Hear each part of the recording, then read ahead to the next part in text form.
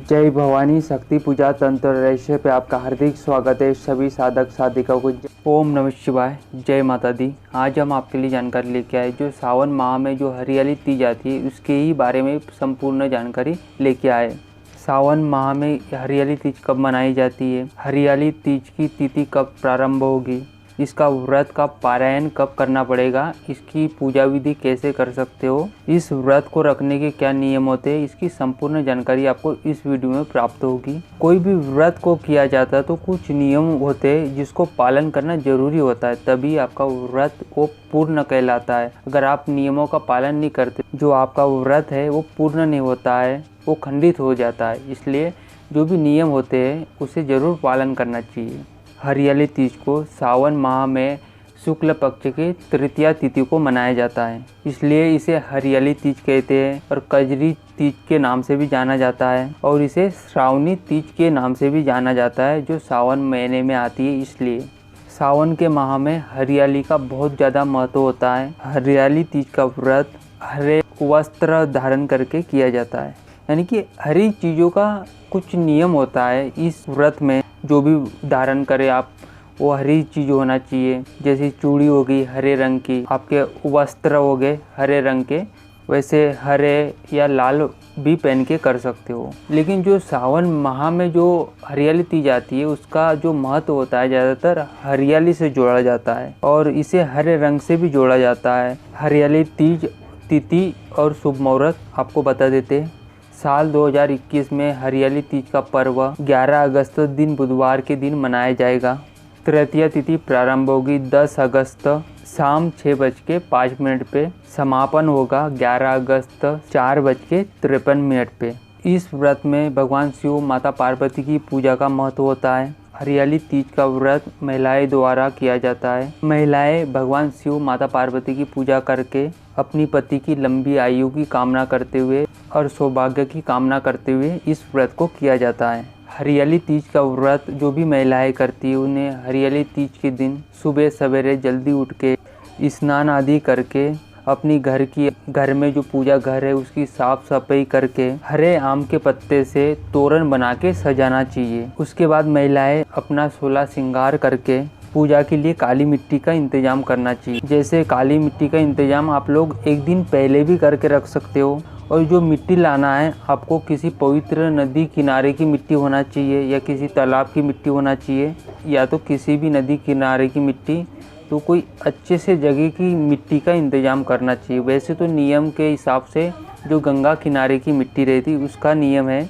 लेकिन आप अन्य नदी के किनारे से भी ला सकते हो। और आपको नहीं मिलती है किसी भी अच्छी जगह की, साफ़ सुथरी जगह हो, किसी पेड़ के नीचे हो, तो वहाँ की भी मिट्टी आप लोग ला सकते हो। उस काली मिट्टी से भगवान शिव, माता पार्वती और भगवान गणेश की मूर्तियाँ बनाई जाती है। इन मूर्तियों को बनाने के बाद एक चौकी पे इनका श्रृंगार करें। बहुत सी महिलाएं मिट्टी की मूर्ति नहीं बना पाती है, तो आप उसकी जगह शिव पार्वती की फ़ोटो विराजमान कर सकते हो, या आपके घर में पहले से कोई मूर्ति हो शिव पार्वती की तो उसको सामने रख के भी पूजा कर सकते हो। आप लोग मिट्टी के शिवलिंग बना लीजिए, शिव शक्ति दोनों बन जाएंगे। शिवलिंग होती है वो जो ऊपर का हिस्सा होता है वो भगवान शिव का रूप माना जाता है, और जो वेदी होती है वो माता पार्वती का रूप माना जाता है। तो आप लोग अगर शिवलिंग बना के भी पूजा करते हो तो आप लोग मूर्तियाँ नहीं बना सकते, तो शिवलिंग ही बना के करोगे तो आपकी पूजा का फल आपको अनंत गुना मिलता है। अगर जो लोग नहीं बना पाते,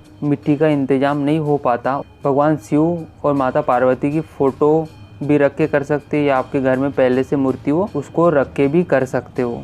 मूर्ति रखने के बाद एक थाल में सुहाग की जो सामग्री होती है आप लोग वो एक थाल में रख दीजिए और माता पार्वती को समर्पित करना है, यानी कि माता पार्वती के सामने रखना है। तो सामग्री ये सब पूजा की तैयारी कर, पूजा की आरती सजा लीजिए, भोग का इंतजाम कर लीजिए, बेलपत्र, हरे पत्ते वाली भांग मिलती तो वो हो गया, पुष्प हो गए, ये सब पूजा की तैयारी आप लोग पहले से करके रख सकते हो। कुमकुम, हल्दी, चावल, अक्षत, ये सब कुछ आपने रेडी करके रखना चाहिए।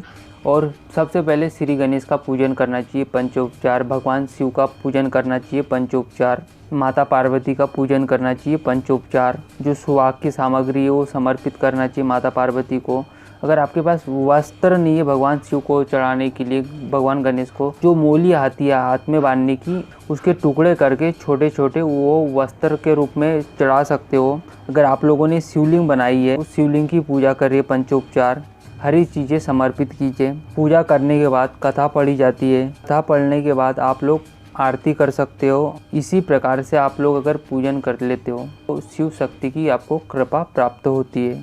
आप जो कामना के लिए व्रत किया है वो आपका सफल कहलाता है। इस व्रत को जो भी करता है वो निर्जल करता है, यानी कि कुछ खाया पिया नहीं जाता इस व्रत में। आप दूसरे दिन सवेरे उठ के नहा धो के उसके बाद पूजा आरती करके उसके बाद आप इस व्रत का पारायण कर सकते हो। उसके बाद खा पी सकते हो। वो आरती पूजा करने के बाद व्रत का पारायण करना चाहिए, यानी कि भगवान को जो आह्वान किया आपने, जो पूजा की, उसको पवित्र नदी में जाके, कोई सरोवर में जाके, जो कोई तालाब में जाके आपको विसर्जन करना पड़ता है जो आपने मूर्ति बनाई। और अगर आपने मूर्ति नहीं बनाई तो जो भी आपने मूर्ति स्थापित की या फोटो, उसको अलग से रख देना चाहिए।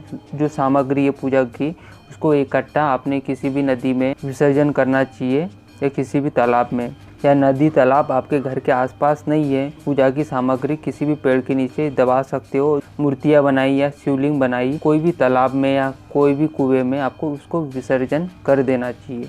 तो इस तरह से आपका व्रत का पारायण होता है, तब जाके आपको पूर्ण फल की प्राप्ति होती है। अगर आप लोग इस व्रत को रखते हैं तो इसके नियम को भी पालन करना पड़ेगा, फॉलो करना पड़ेगा, तभी आपका व्रत जो है वो पूर्ण कहलाएगा, तभी आपका व्रत सफल माना जाएगा और तभी आपको शिव शक्ति का आशीर्वाद प्राप्त होगा और आपकी इच्छा मनोकामना पूर्ण होगी। हमारी ये वीडियो, ये जानकारी पसंद आती तो ऐसी रहस्यमय जानकारी के लिए, धार्मिक जानकारी के लिए हमारे चैनल को सब्सक्राइब करके बेल आइकन को प्रेस कर दीजिए। ऐसी व्रत त्योहारों की वीडियो आने वाली आपको समय समय पे प्राप्त हो सके। और वीडियो पसंद आती तो लाइक किया कीजिए। ओम नमः शिवाय। जय भवानी।